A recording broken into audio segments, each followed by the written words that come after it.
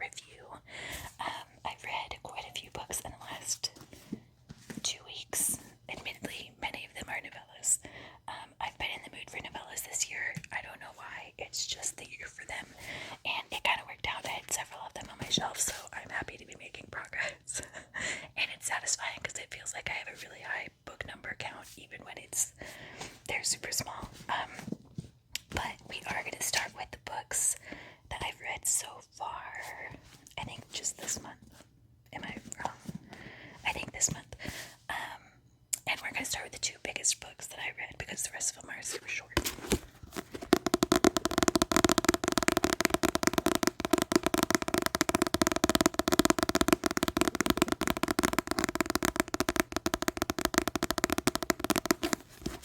And so the first book is K2. I don't know if you can see that. K2. Life and Death on the World's Most Dangerous Mountain by Ed Feasters. This is basically exactly as depicted. So each chapter is about a different expedition or situation that took place on K2. And the author does basically a breakdown of what went right, what went wrong. And the author also does a section of what he would have done instead, which that does come across as arrogant, but to be fair, he has climbed, all 14 of the world's 8,000 meter peaks, so I guess he's earned the right to critique the expeditions, but it does make reading it a little bit unpleasant because you're just Monday morning quarterbacking all of these expeditions, which I think is what, to be fair, many mountaineering books do. Just the tone of this one came across kind of unpleasant.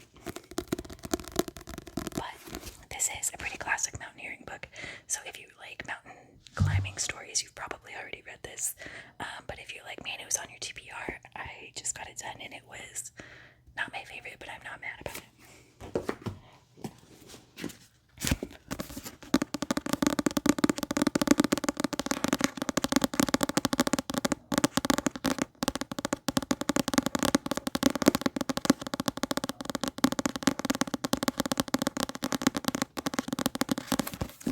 Next we have Spillover. What is it? Animal infections and the next human pandemic. I honestly did not look to see when this was written.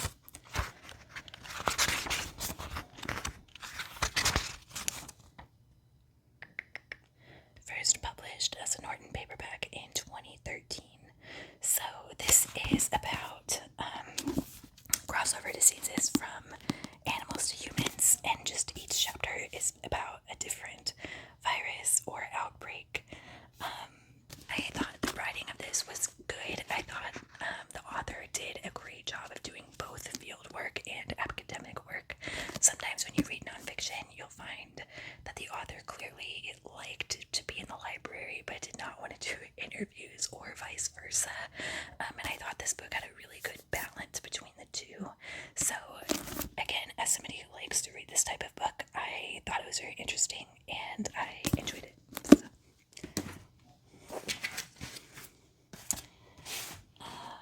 Next.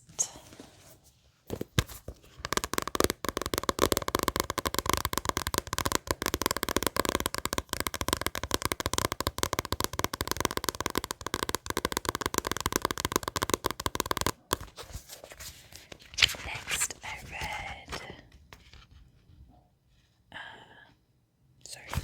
Firehouse by David Halberstam, which is about Engine 40 and Ladder 45, which is located on the west side of Manhattan, and their response to 9/11. This was a particularly hard-hit firehouse, which in 9/11, in a firehouse in Manhattan, many of them were incredibly hard-hit. So this is kind of just a review of the firefighters that were on duty that day from this particular firehouse. It also looks to capture the culture of Firehouse, and I think they do a really good job of that, of not just saying these guys work together, but the the family that they had at the Firehouse, and the fact that many of them came from firefighting families, and the distinct culture that they had, and a little bit about the wives and their spouses, and the culture that they had to cultivate as well, being in firefighter families when maybe they weren't as used to it as their husbands. So I thought this book was interesting, and devastating, and all of the things. I thought the author did a good job of capturing the, I don't want to say capturing the experience, but capturing the family's grief immediately after the event, and how long they had to wait before they had any news at all. So, yeah.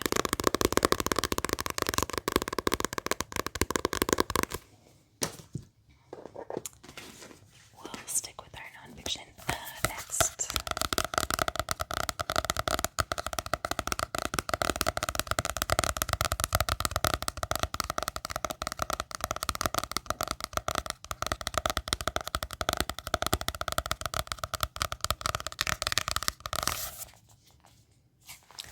Next, we have Hope in the Dark, Untold Histories, Wild Possibilities by Rebecca Solnit.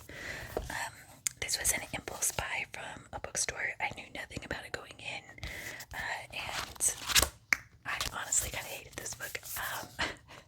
It's very, I think this was written in 2005. It's very of its time. Virtually none of it really holds up. This says 2004. Okay. I thought it said 2016, and I was like, there's no way. 2004. And it's just many of like the issues and the socio-economic concerns they had at the time versus now. The social justice issues they were focused on then versus now. It's just very much a time capsule to the year 2004. And reading it in the year 2025 was honestly kind of disheartening, which I don't think is what the author was going for. So it didn't hit for me personally. And I think maybe if I'd have read it in 2004, I maybe would have had a different time with it, but reading it now, it didn't.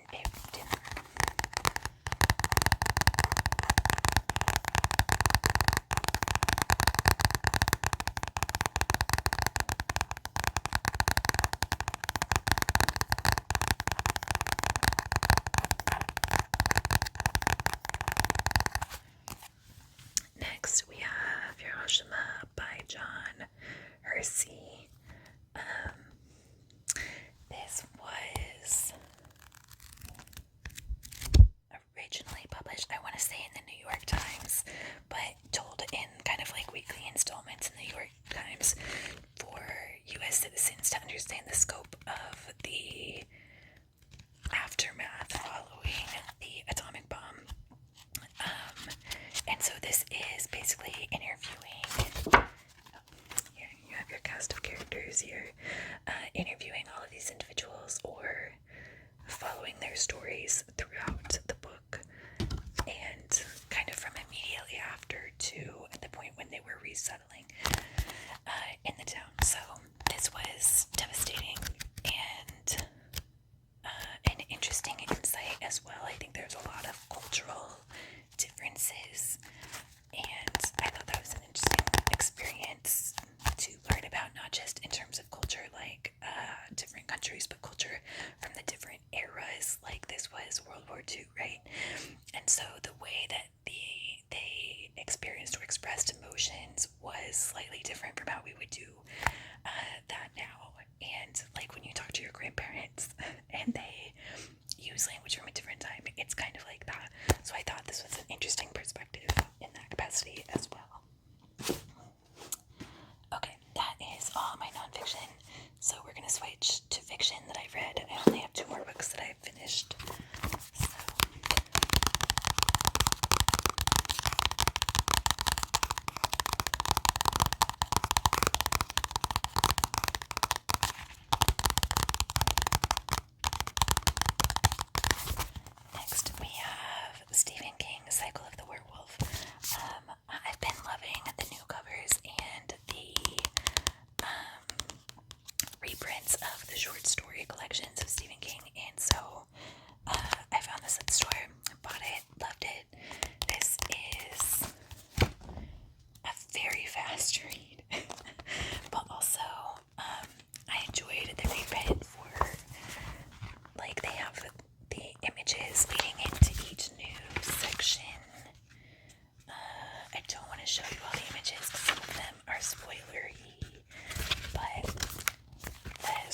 is told each month of the year.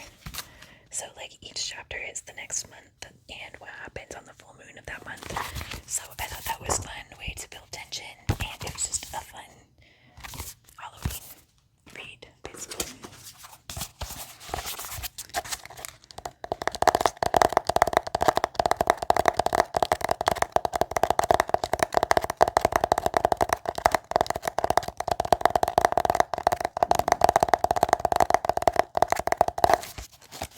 Next, we have The Lies of the Ajunko by Moses Utome. This is... They say there is no water in the city of lies. They say there are no heroes in the city of lies. They say there are no friends beyond the city of lies. But what would you believe? But would you believe what they say in the city of lies? I enjoyed this, but it was a little bit more middle grade fable retelling than I expected it to be. So I went into it expecting more of like an adult sci-fi fantasy novella, and it was definitely much younger. It did feel very much like a fable, kind of clear message situation going on. So it wasn't... I still enjoyed this, but I think if I had have known what it was going in, I would have had a much better experience with it, because for me it was kind of jarring to be like, why... and not just like that the main character is younger, it just, the writing felt much more geared towards a younger audience. So I enjoyed it, but definitely know that going in, and honestly, it's worth it for the cover because this is stunning. Okay, now the next books are all books that I bought but I have not read yet. I'm still sticking with the novella trend. I don't know either. It's confusing for all of us. Now, I mentioned I was buying all of the Stephen King reprints of the short stories. I was not kidding. So we have The Sundog.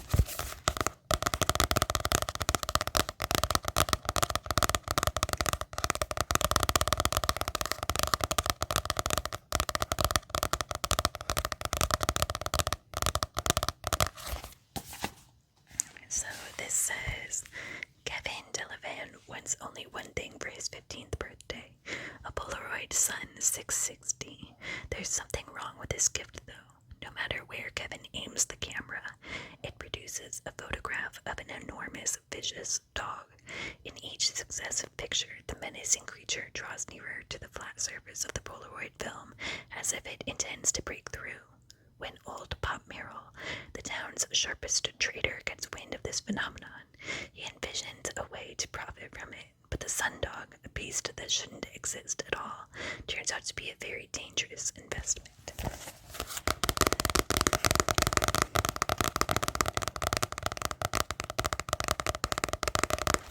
So, I have not started this yet, but it is super short.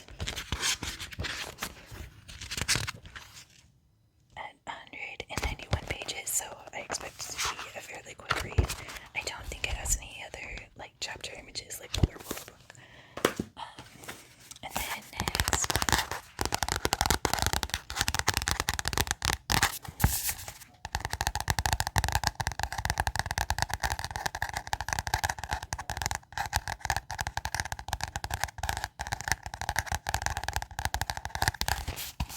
next, we have Stephen King in 1922. This is about betrayal, murder, madness, rats. 1922 is a breathtaking exploration into the dark side of human nature from the great American storyteller Stephen King. I have started this, but I am not very far into it. I'm on page 26. So there are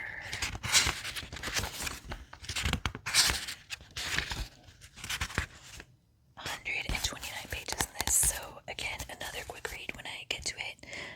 I've been trying to actually read the books that I buy, shocking,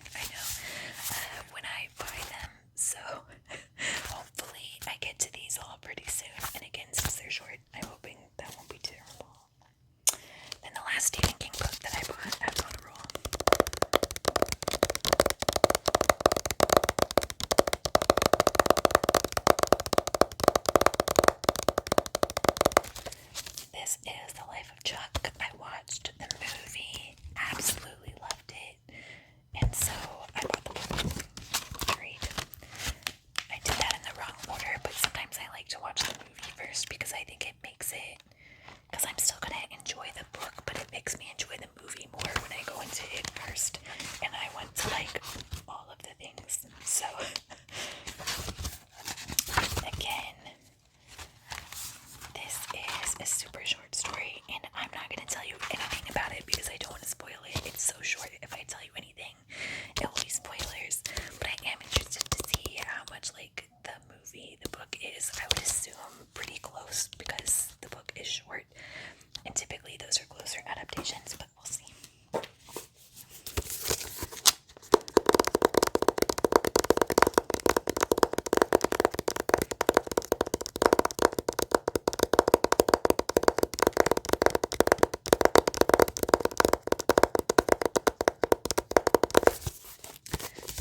Next we have What Stalks the Deep.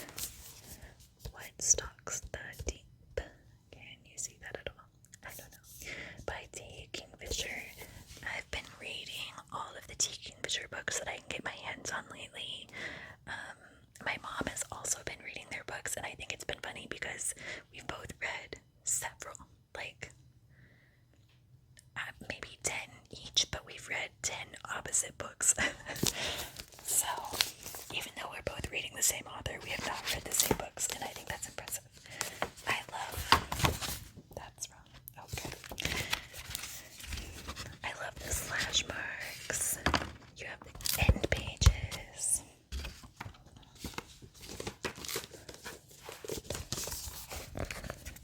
End pages. This is book 3 in a series, and I adored book 1. I loved book 2, not as much as book 1, but I still loved book 2. So I'm super excited for this one because we go back to some of the characters from book 1. And basically this is about a character named Alex Easton. It says Alex Easton does not want to visit America. They particularly do not want to visit an abandoned coal mine in West Virginia with a reputation for being haunted. But when their old friend, Dr. Denton, summons them to find his lost cousin who went missing in that very mine, well, sometimes a sworn soldier has to do what a sworn soldier has to do. I just think the characters are fun. I love the writing style. It's very fairy tale retelling. I love this. I'm excited for that one.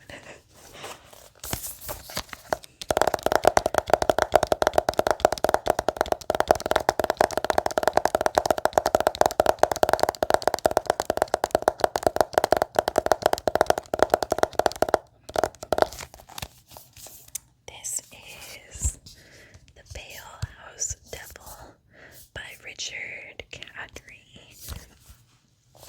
I bought this book because I read a lot of books, and so I'm often, like with algorithms being what they are, often showed bookish content, and I'm often in bookstores, and this was a book that seemed like it was right up my alley that I had never heard of before, which means that I got very excited about it in the bookstore and immediately purchased it.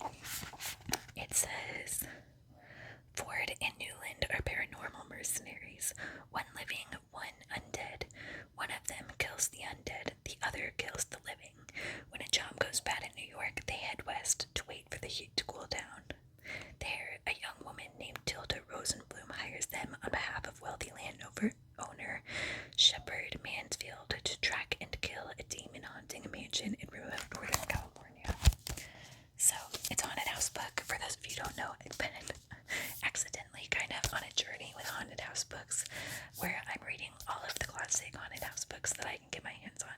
So, I found this one. It was right up my alley. I'm on board.